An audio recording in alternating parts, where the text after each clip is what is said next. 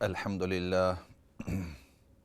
الحمد لله نحمده ونستعينه ونستغفره ونؤمن به ونتوكل عليه ونعوذ بالله من شرور أنفسنا ومن سيئات أعمالنا من يهده الله فلا مضل له ومن يضلله فلا هادي له ونشهد أن لا إله إلا الله وحده لا شريك له ونشهد أن محمدًا عبده ورسوله أما بعد فأعوذ بالله من الشيطان الرجيم بسم الله الرحمن الرحيم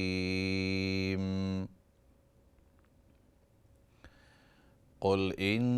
كنتم تحبون الله فاتبعوني يحببكم الله ويغفر لكم ذنوبكم صدق الله العظيم۔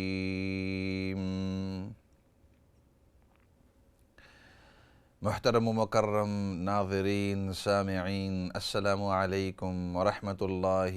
وبرکاتہ۔ ترتیب وار ہماری چلی آ رہی ہے، سیرت النبی صلی اللہ علیہ وسلم کے اوپر بات چیت ہو رہی تھی۔ نبی پاک صلی اللہ علیہ وسلم کے زندگی مطہرہ کے اوپر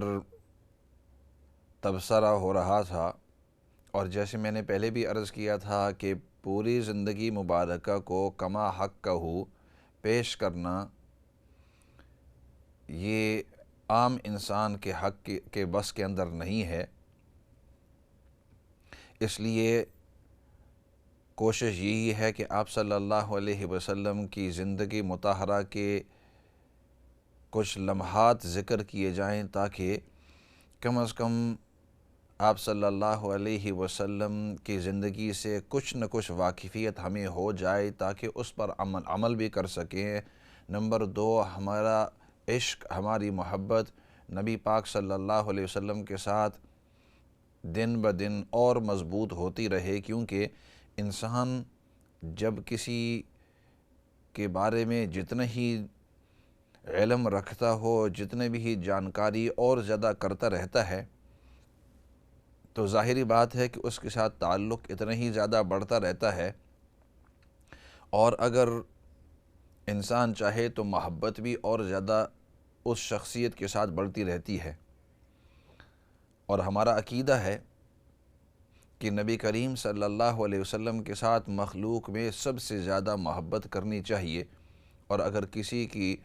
نبی پاک صلی اللہ علیہ وسلم کے ساتھ سب سے زیادہ محبت نہیں ہے تو اس کا ایمان خطرے کے اندر ہے۔ تو یہاں تک پہنچے تھے کہ آپ صلی اللہ علیہ وسلم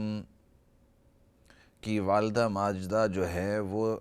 تقریباً 6 سال کی عمر کے اندر دنیا سے رخصت ہو گئی تھی، اور اس کے بعد آپ صلی اللہ علیہ وسلم کی دادا جان عبد المطلب نے آپ کی ذمہ داری لے لی، آپ کی پرورش کی، اور جس وقت نبی کریم صلی اللہ علیہ وسلم تقریباً 8 سال کی عمر کے ہوئے تو اس وقت دادا جان عبد المطلب بھی دنیا سے رخصت ہو گئے۔ اس کے بعد آپ صلی اللہ علیہ وسلم کے جو چچا جان ابو طالب، ویسے تو آپ صلی اللہ علیہ وسلم کے بہت سارے چاچا تھے، تاریخ میں لکھا ہے کہ تقریباً 10 تھے، لیکن ان میں کچھ ایسے تھے کہ جو عمر کے لحاظ سے کم، فار ایگزامپل مثال کے طور پر سیدنا حمزہ رضی اللہ تعالیٰ عنہ، وہ بھی آپ کے چاچا ہیں، لیکن عمر کے لحاظ سے تقریباً نبی پاک صلی اللہ علیہ وسلم کی عمر کے تھے۔ اور اس کے علاوہ کچھ اور بھی چاچا تھے، لیکن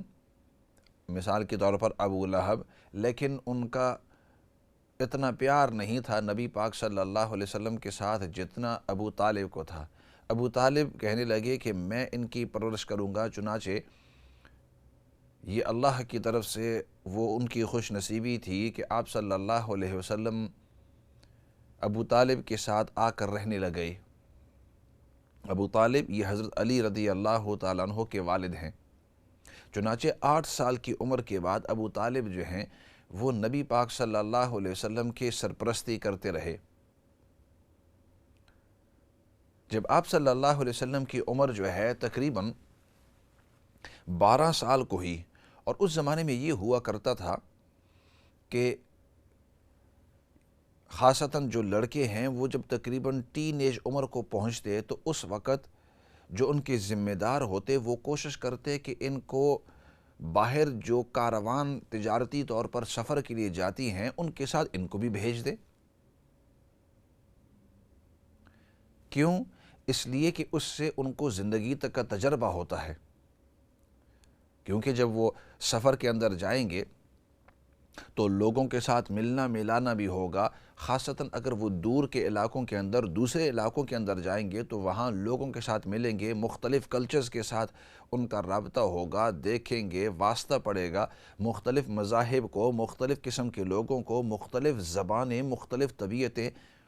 کیونکہ سفر کرنے سے انسان بڑے ہی تجربے حاصل کرتا ہے۔ تو اس وقت کے لحاظ سے عرب جو لوگ تھے وہ سفر جب کرتے تھے تو اپنے ینگسٹروں کو بھی اپنے ساتھ لے جاتے تھے، اور اکثر طور پر جو سفر ہوا کرتے تھے وہ تجارتی سفر، کیونکہ مکہ کے اندر اور پھر بعد میں مدینہ میں بھی جو پیداوار تھی اکثر طور پر موسٹلی جو پیداوار تھی جو ہارویسٹ ہوتی وہ یہ کھجوروں کی ہوتی۔ یہاں نہ کیلا اگتا نہ اور مختلف قسم کی جو اناج ہے وہ اتنی زیادہ نہیں اگتی، اور اسی طرح یہاں زیادہ جو چیزیں باہر سے چیزیں آیا کرتی تھی، تو اس لیے یہاں کے جو عرب تھے مکہ کے یا مدینہ کے یا ارد گرد علاقوں کے، تو وہ اس طرح کرتے اپنے کھجوروں کو اپنے ساتھ لے جاتے، اور شام کا جو علاقہ ہے، شام کا علاقہ، اور شام آج کل جس کو ہم شام کہتے ہیں، شام آج کل تو ہم سیریا کو کہتے ہیں، لیکن اس زمانے کے اندر شام یہ سیریا، آج کل کا لیبنان، اسی طرح آج کل کا عراق، اسی طرح آج کل کا فلسطین، یہ پورا جتنا بھی علاقہ ہے اس تمام کا نام شام رکھا ہوا تھا۔ تو مکہ والے ایسے کرتے کہ اپنی جو کھجوریں اور اپنے جو سامان ہے اس کو لے کر دوسرے علاقوں کے اندر جاتے اور ان کو کھجوریں دے دیتے، اور اس کے بدلے میں کپڑا، اس کے بدلے میں لوہا، اس کے بدلے میں باقی جو گھریلو سامان ہوتا ہے وہ تجارت کے طور پر لے آتے۔ اس کے اندر ان کو نفع بھی ہوتا، اور پھر وہ چیزیں آ کر ادھر مکہ کے اندر وہ چیزیں لوگوں کے اوپر بیچ دیتے۔ ان کے پاس کھجوریں تو بہت تھی، ان کو کھجوروں کی تو ضرورت نہیں تھی، لیکن وہاں سے جو سامان لے آئے ہیں تو وہ اس کے ذریعے وہ بیچ دیتے۔ تو یہ جو کاروان، یہ جو گروپ جاتی تھی، تو اس کے اندر ینگسٹروں کو بھی بھیج دیتے جو جوان ہوتے، لیکن ابو طالب کو نبی پاک صلی اللہ علیہ وسلم کے ساتھ اتنا ہی پیار تھا، اتنا پیار تھا کہ وہ ان کو ابتدا میں بھیجنے نہیں چاہتے تھے، اور اس کی وجہ یہ تھی کہ وہ یہ کہتے تھے کہ اگر میں ان کو بھیج دوں تو ہو سکتا ہے راستے کے اندر اس کو کوئی تکلیف نہ پہنچ جائے، یا ہو سکتا ہے کہ سفر سے واپس نہ آئے، کیونکہ اس زمانے کے اندر سفر لمبے ہوتے تھے، کئی ہفتے لگ جاتے تھے ایک سفر کے اوپر۔ آج کل ریل گاڑی یا جہاز اس قسم کی چیزیں تو تھے ہی نہیں۔ اس زمانے کا سفر ہوتا اونٹ کے اوپر یا گھوڑے کے اوپر یا گدھے کے اوپر، کھچر کے اوپر، یہ جو عام سواریاں ہوتی ہیں ان سواریوں کے اوپر ہوا کرتا تھا۔ اور اندازہ لگاؤ مکہ سے لے کر عراق تک، یا مکہ سے لے کر شام یا فلسطین علاقوں تک جاؤ تو کئی ہفتے بلکہ بعض اوقات مہینے بھی لگ جاتے، اور راستے کے اندر راستہ جو ہوتا تھا، آج کل آپ کی جو ٹارماک کے روڈز ہیں یا اوپر سائن لگے ہوئے ہیں اس طرح تو تھے نہیں، بعض اوقات صحرا سے کئی ہفتے صحرا کے اندر چلتے رہو، بعض اوقات جنگلات سے گزرنا پڑتا، بعض اوقات پہاڑوں کے اوپر چڑھتے پھر دوسرے پہاڑوں کے اوپر اترتے، تو لمبا سفر ہوتا، گرمی بھی ہوتی، سختی بھی ہوتی، کھانے پینے کا بھی مسئلہ ہوتا، خاصتاً پانی کا مسئلہ ہوتا، اور پھر اس سے زیادہ بعض اوقات جو راستے کے اندر چور یا دشمن یا ڈکیتی کرنے والے جو تھے، برگلرز، راستے کے اندر جو غلط قسم کے لوگ ہیں، وہ اس قسم کی جماعت کو دیکھ کر کہ یہ جماعت جا رہی ہے تجارت کے لیے، تو ان میں سے 20-25 آ کر ان کے اوپر حملہ کرتے۔ ان کے پاس اسلحہ ہوتا، ان کو زور زبردستی سے ان کا سامان بھی لیتے، اور جو ان کا مقابلہ کرتا اس کو زخمی بھی کر دیتے۔ تو یہ بھی ایک چیز تھی، تو یہ بھی ڈر تھا۔ اسی طرح راستے چونکہ جب وہ جنگلات سے جاتے یا صحرا سے جاتے تو وہاں ہر قسم کے جانور ہوتے ہیں، شیر ہوتے ہیں، چیتے ہوتے ہیں، مختلف قسم کے، اور خاصتاً ان جنگلات کے اندر یا اس صحرا کے اندر ان کو کھانا پینا زیادہ نہ ملتا۔ جب انہوں نے دیکھا کہ ادھر انسان آئے ہوئے ہیں اور ان انسانوں کے اوپر ہم حملہ کر کے کھانا بھی کھا سکتے ہیں، ان کو بھی کھا سکتے ہیں، تو جانوروں کا ڈر ہوتا، انسان جو دشمن ہوں یا چور ہوں، ڈکیت ہوں، ان کا بھی فکر۔ راستے کے اندر اگر کوئی انسان بیمار ہو جائے، اب 3 ہفتے کا یہ راستہ ہے، اپنے مکہ کے اندر یا اپنے علاقے کے اندر اگر کوئی بیمار ہو جائے تو اس علاقے کے اندر حکیم حکماء ہوتے، تو آدمی ان کے پاس جاتا ہے، کوئی دوائی دے دیتے ہیں، کوئی ہاتھ ٹوٹ گیا تو اس کو باندھ دیتے ہیں، وغیرہ وغیرہ۔ لیکن جب آپ سفر کے اندر ہیں اور ادھر اگر کسی کو انفیکشن ہو گیا یا پیٹ کا درد ہونا شروع ہو گیا یا ٹانگیں اس کی درد ہونی، اگر سواری سے گر گیا، کوئی ہاتھ ٹوٹ گیا، پاؤں ٹوٹ گیا، اب آگے 3 ہفتے جاتے ہوئے، بعض اوقات 3 ہفتے واپس آتے ہوئے، اس میں انسان اگر تھوڑا سا بیمار ہو تکلیف کی وجہ سے یا سفر کی مشقت کی وجہ سے، وہ سفر اور زیادہ مصیبت والا بن جاتا ہے، وہ بیماری جو ہے اور زیادہ، کیونکہ اس کے اندر تو پھر آپ جانور کے اوپر بیٹھتے ہیں یا چلتے ہیں۔ گھر کے اندر تو انسان کو اگر فیور ہو جائے، اگر زکام ہو جائے، اگر بخار ہو جائے تو انسان آرام کرتا ہے 1-2 دن، 3 دن، ہفتے کے بعد انسان اٹھ کر چلتے۔ لیکن ادھر سفر پر ہیں اور آپ اکیلے نہیں ہیں، پورے گروپ ہیں، تو آپ ایسے بھی نہیں کہہ سکتے کہ چلو 3-4 دن ہم ادھر انتظار کرتے ہیں کیونکہ ہمارے ایک ساتھی جو ہیں وہ بیمار ہیں، اور پھر 3 دن 4 دن اس کے آرام یا اس کے ٹھیک ہونے کے بعد پھر ہم تمام چلیں گے۔ وہ تو 50-60 آدمی ہیں، وہ آپ کا انتظار تو نہیں کر سکتے۔ تو یا تو پھر یہ ہے کہ آپ کو ادھر ہی چھوڑ دیں ایک صحرا کے اندر، بیابان کے اندر، یا تو یہ ہے کہ آپ ان کے ساتھ سفر کے اندر جائیں۔ تو یہ تمام کی تمام مشکلات عام طور پر، یہ اس لیے میں عرض کر رہا ہوں تاکہ ہمیں پتہ چل جائے کہ واقعی اس زمانے کے سفر کے اندر یہ آسانیاں، یہ راحتیں نہیں تھی جو آج کل ہمیں راحتیں، آرام، سکون، سیکیورٹی، یہ جو ہمیں میسر ہیں، یہ اللہ کی بڑی نعمت ہے۔ یہ اللہ کی بڑی نعمت ہے کہ آپ سفر جو ہے کئی ہفتوں کا سفر آپ ایک دن کے اندر آپ طے کر لیتے ہیں۔ ادھر سے اگر آج کل ہم بریڈ فورڈ کے اندر، انگلینڈ کے اندر بیٹھے ہوئے ہیں، یہاں سے اگر آپ سعودی عرب جانا چاہتے ہیں عمرہ کے لیے، کتنے ہزاروں میل دور ہے، لیکن آپ 6-7 گھنٹے کے اندر جہاز کے اندر بیٹھ کر ادھر تک 6-7 گھنٹے کے اندر پہنچ جاتے ہیں، ورنہ یہ مہینوں کا سفر ہوتا۔ تو اسی طرح آج کل اللہ رب العزت نے ہر قسم کی راحت ہمیں دی ہے۔ آپ اللہ نہ کرے تھک گئے، راستے کے اندر سروس اسٹیشنز ہیں، آپ رک جائیں، وہاں آپ کھانا پینا، پیشاب، استنجا، جو کچھ بھی کرنا ہے کر کر انسان تازہ دم ہو کر پھر اپنے راستے کے اندر شروع ہو جائے۔ اگر کوئی تکلیف آ گئی، پریشانی ہو گئی، کوئی ایکسیڈنٹ ہو گیا، تو آج کل کے لحاظ سے آپ ایمبولنس کو یا جو سروسز ہیں آپ ان کو فون کر دیتے ہیں، اللہ نہ کرے کوئی اس طرح ایکسیڈنٹ حادثہ ہو پیش آ جائے، فائر بریگیڈ والے بھی آ جاتے ہیں، فائر سروس والے، ایمبولنس والے بھی آ جاتے ہیں، پولیس والے بھی آپ کی مدد کے لیے آ جاتے ہیں۔ اور صرف اس ملک کے اندر نہیں بلکہ آج کل تو جو غریب ملک ہیں ان کے اندر بھی یہ فیسیلٹیز ہے۔ لیکن اگر آپ 1000 سال پہلے جائیں،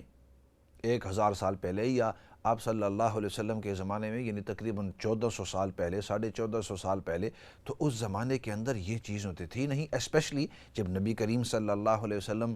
کا بچپنا تھا کہ راستے کے اندر جا رہے ہیں، اگر بیمار ہو گئے تو اب اسی بیماری کے اندر انسان کا جسم کمزور ہے، ادھر آپ کسی شخص کو الٹیاں آ رہی ہیں یا پیٹ اگر خراب ہے یا فیور آ گیا ہے، بخار آ گیا ہے، پورا جسم کمزور ہے، آپ ایک جگہ سے ہل نہیں سکتے، کیونکہ انسان بعض اوقات بیماری کی وجہ سے اس طرح کی حالت پیش آ جاتی ہے کہ اس کے جسم کے اندر زور نہیں ہوتا، جو کھانا کھاتا ہے فوراً اس کا نکل آتا ہے۔ اگر آپ اس زمانے کے اندر سفر کے اوپر جا رہے ہیں اور اس طرح کی بیماری آپ کو لگ گئی، الٹی آپ کو لگ گئی، بخار لگ گیا، آپ کے جسم کے اندر زور نہیں، تو باقی جتنے بھی ساتھی ہیں وہ تو کہیں گے کہ چلو بھائی ہمیں چلتے رہنا ہے، کیونکہ فلاں موقع کے اوپر ہمیں پہنچنا ہے۔ تو اس وجہ سے راستے کے اندر جانور کا بھی ڈر ہوتا تھا، جو چور ڈکیٹی کرنے والے جو ظالم قسم کے یا جو دشمن بھی اس زمانے کے اندر ہوا کرتے تھے، ان کا بھی ڈر ہوتا، بیماری کا بھی انسان کو، اس لیے یہ پوری تفسیر عرض کی کیونکہ ویسے انسان کو سمجھ نہیں آتی، تو بیماری کا بھی ڈر ہوتا ہے کہ راستے کے اندر بیمار ہوا، اور کتنی اگر بالفرض سخت بیمار ہوئے تو جان بھی ہلاک ہو سکتی ہے، کیونکہ وہاں آپ کے ساتھ دوائی نہیں ہے، ڈاکٹر نہیں ہے، آرام بھی نہیں ہے۔ تو جو بیماری چھوٹی سی لگی، عام حالات کے اندر وہ 1-2 دن کے بعد ٹھیک ہو جاتے ہیں، لیکن سفر کے اندر ہیں تو سفر کے اندر اور زیادہ وہ بڑھ سکتی ہے۔ انسان کے اندر کمزوری ہے، اگر آپ سفر کرتے رہے، جانور کے اوپر اترتے رہے، چلتے رہے، کھانا پینا تو اور زیادہ بڑھ جاتی ہے، آرام تو ہے ہی نہیں۔ تو جو بیماری ہے وہ بھی ایک مستقل اس کا بھی اسی وجہ سے بہت سارے لوگ اس زمانے کے اندر سفر کے اوپر جب جاتے تھے تو وہ اپنے جتنے بھی گھر والے ہیں ان کے ساتھ الوداع کر کے جاتے، کیونکہ کوئی پتہ نہیں ہوتا کہ انسان واپس آئے گا بھی نہیں۔ اور اسی وجہ سے اگر آپ دیکھیں چلتے ہوئے اصل بات پر پھر واپس آئیں گے کہ اس زمانے کے اندر خاصتاً، بلکہ ابھی قریبی زمانے تک جو لوگ حج پر جاتے تھے، حج پر تو وہ اپنے جتنے بھی محلے والے ہیں، رشتہ دار ہیں، عزیز و اقارب ہیں، ان کے ساتھ ملاقاتیں کر کے جاتے خاص، اور سب سے معافی تلافی کر کے اپنے جتنے بھی معاملات ہیں ان کو صاف کر کے کہ بھائی اس سے میں نے قرضہ لیا تھا، اس کو دینا ہے، اس کے ساتھ میں نے زیادتی کی ہے، اس کے کمی کی ہے، تمام سے معافی مانگ کر۔ اور ان کا نظریہ یہ ہوتا تھا کہ اب ہم حج کے سفر پر جا رہے ہیں، کئی مہینوں کا سفر ہے، واپس آتے ہوئے بھی کتنے مہینے لگیں گے، اور کوئی پتہ نہیں کہ میں واپس بھی آؤں گا یا نہیں۔ اور وہ اس نظریے سے جاتے تھے کہ ہو سکتا ہے کہ راستے کے اندر شہادت ہو جائے۔ تو اس لیے بیماری راستے کے اندر، اس سفر کے اندر، یہ بھی ایک چیز جسے ڈر ہوتا تھا۔ اور پھر بیماری کے علاوہ جیسے میں نے عرض کیا تھا دشمن کا بھی، ان تمام چیزوں، یہ تمام کے تمام، اور پھر اس کے علاوہ کھانے پینے کا بھی کہ راستے کے اندر پینا ملے گا، کھانا ملے گا، اپنے ساتھ تو لے جائیں گے، لیکن ریسٹورنٹس تو تھی نہیں کہ آپ ادھر جا کر، یا ٹیک اویز تو تھی نہیں کہ اپنے پیسے دو اور پیسے سے آپ کھانا خرید لو، نہیں، اس طرح کی بات نہیں ہے۔ اپنے ساتھ وہ جانور لے جاتے تھے، اس کو ذبح کرتے، اس کا کھانا پینا،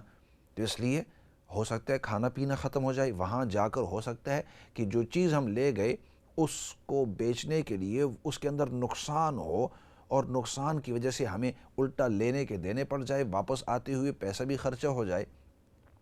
تو جب یہ تمام کی تمام چیزیں سفر کے اندر، سفر کے اندر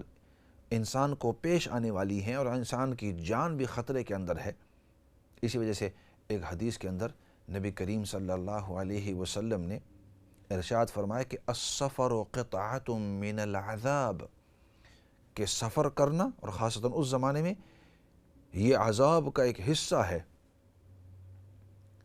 اذا قضا احدکم نحبہ، جب تم میں سے کوئی ایک اپنی حاجت کو پورے کر لے،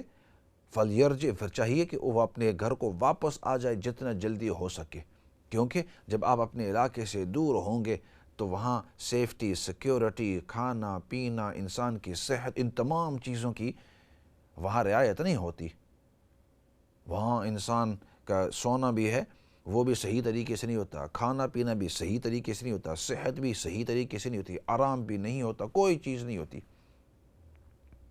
تو خیر یہ تمام چیزیں جب ذہن کے اندر آئیں تو اب آپ کو پتہ چل گیا ہوگا کہ ابو طالب وہ اپنے بھتیجے صلی اللہ علیہ وسلم کو بھیجنا نہیں چاہتے تھے اس وجہ سے، ورنہ عام طور پر اگر میں ویسے ہی کہہ دیتا کہ وہ ان کو تجارتی سفر پر بھیجنا نہیں چاہتے تو انسان سوچتا ہے کہ کیوں نہیں بھیجنا چاہتے، اس میں کون سی بڑی چیز ہے، کون سی بڑی تکلیف ہوگی؟ لیکن جب یہ پوری تفصیل کے ساتھ میں نے آپ کے سامنے عرض کیا، اب ذہن میں آ گیا کہ اوہ ہو، یہ تو انسان جو ہے اپنی زندگی کو مشکلات کے اندر ڈال رہا ہے۔ لیکن جب آپ صلی اللہ علیہ وسلم اس عمر کو پہنچے، تقریباً 12-13 سال کوئی، تو آپ صلی اللہ علیہ وسلم نے خود اب سیرت کی طرف واپس آ رہے ہیں، کیونکہ اس سیرت کو سمجھنے کے لیے یہ تمام تفصیل کی ضرورت تھی۔ تو آپ صلی اللہ علیہ وسلم جب تقریباً 12 سال کی عمر کو پہنچے تو آپ نے خود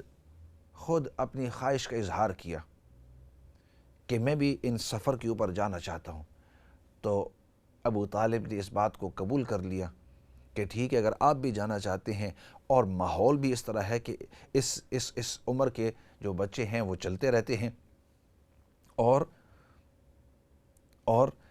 آپ کی تربیت کے لیے بھی اچھا ہے، تو آخر انہوں نے پھر اس بات کو قبول کر لیا۔ لیکن یہ نبی پاک صلی اللہ علیہ وسلم کا جو سفر تھا یہ بہت اہم تھا، اور یہ ایک قسم کا مائل سٹون ہے، بہت اہم حصہ ہے زندگی کے اندر، کہ اس سفر کے اندر کچھ خاص واقعات، کچھ خاص حالات پیش آئے کہ جس کا آپ صلی اللہ علیہ وسلم کی زندگی مبارکہ کے اوپر بھی اور باقی جتنے بھی ماحول ہے اور ارد گرد لوگ ہیں ان کے اوپر اس کا بہت ہی اہم اثر ہوا۔ ایسے کرتے ہیں، اس موضوع کو جاری رکھیں گے، کافی دیر سے کافی کالر انتظار کر رہے ہیں، تو ان کی کالیں لے لیتے ہیں اور پھر واپس اس موضوع کی طرف آئیں گے۔ تو آپ کی جو سوالات جوابات ہیں جو ابھی وصول ہو گئے بریک سے پہلے، ورنہ باقی جو بریکس کے بعد جائیں گے۔ تو فی الحال ایسے کرتے ہیں، کال کی طرف جاتے ہیں۔ السلام علیکم ورحمۃ اللہ وبرکاتہ۔ وعلیکم السلام ورحمۃ اللہ وبرکاتہ۔ پروردگار عالم کا آپ پر اور آپ کے اہل خانہ پر ہمیشہ رحمت کا سایہ ہو، یہ ہماری دل سے دعائیں ہیں۔ جزاکم اللہ خیر بھائی زیغم صاحب، so nice to hear from you after a long time. جی مقصد یہی تھا کہ بس آپ کو سلام بھی کر لوں اور اسی بہانے ذرا گفتگو بھی ہو جائے گی، اور ایک چھوٹی سی عرض ہے، چھوٹی سی اگر آپ مناسب سمجھے تو جی یہ کہ عام طور پر مانتا ہوں کہ سبھی ویسے تو پوری دنیا کے لیے اور دنیا والوں کے لیے دعائیں کرتے ہیں انسان، لیکن میں چاہتا ہوں کہ کبھی ہم لوگ یہاں پر رہتے ہیں، میں نے یہاں پر کسی کو نہیں سنا، کیوں نہ آپ پہلے ہوں کہ کبھی یہاں بریٹن کے لیے بھی دعا کی جائے، کیونکہ جو حالات ہیں انسان کی توجہ جو ہے وہ اس طرف نہیں آتی، لیکن یہ ایک چھوٹا سا جزیرہ ہے، کیا ہے، کچھ بھی نہیں ہے، لیکن یہ اللہ کا کرم ہے کہ اب تک اس کا کرم ہے، لیکن جو حالات ہے طوفان، برسات، اور یہ میں صرف آپ سے گزارش کرتا ہوں کہ یہاں کے لیے بھی دعائیں کریں اور خیریت ہو سب کے لیے۔ ضرور انشاءاللہ، ویری گڈ سجیشن بھائی زیغم صاحب، اور always nice to hear from you. آپ کی دعاؤں کے ہم سب محتاج ہیں،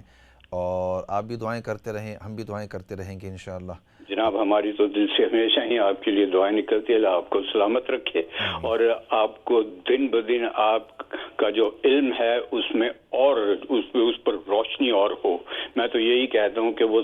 ستاروں سے بھی زیادہ چمکدار ہو، جو آپ کو روشنی ملے علم کی، اللہ کرے اس طرح ہو، اور ہمیشہ ہم آپ کو سنتے رہیں، کیونکہ ہم لوگ بہت کچھ سیکھتے، کم سے کم مجھ جیسا نااہل اور گنہگار انسان تو بہت کچھ سیکھتا ہے۔ اللہ آپ کو جزائے خیر دے۔ جزاکم اللہ خیر۔ یہ تھے ہمارے بھائی زیغم صاحب، اور بڑے تواضع کا اظہار کر رہے ہیں، لیکن ماشاءاللہ علم عمل کے لحاظ سے اور خاصتاً میڈیا کے اندر بھی ان کا بڑا ہی رول ہے،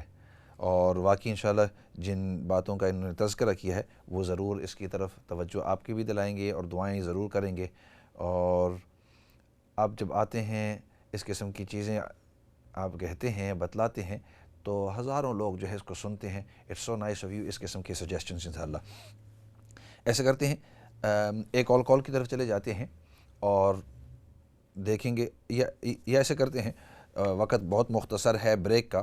اور بریک کی طرف چلے جاتے ہیں۔ بریک کے بعد واپس آ کر جتنے بھی ساتھی کالز پر ہیں، آپ کی کالز اس وقت بھی لے لیں گے، لیکن فی الحال بریک کی طرف جاتے ہیں۔ ہمارا موضوع جو ہے پچھلے چند سیشنوں سے، پچھلے چند ہفتوں سے سیرت النبی صلی اللہ علیہ وسلم کے اوپر ہے، اور اسی کو جاری رکھیں گے تاکہ ہمیں نبی پاک صلی اللہ علیہ وسلم کی سیرت کے اوپر عبور ہو جائے۔ فی الحال بریک کی طرف جاتے ہیں۔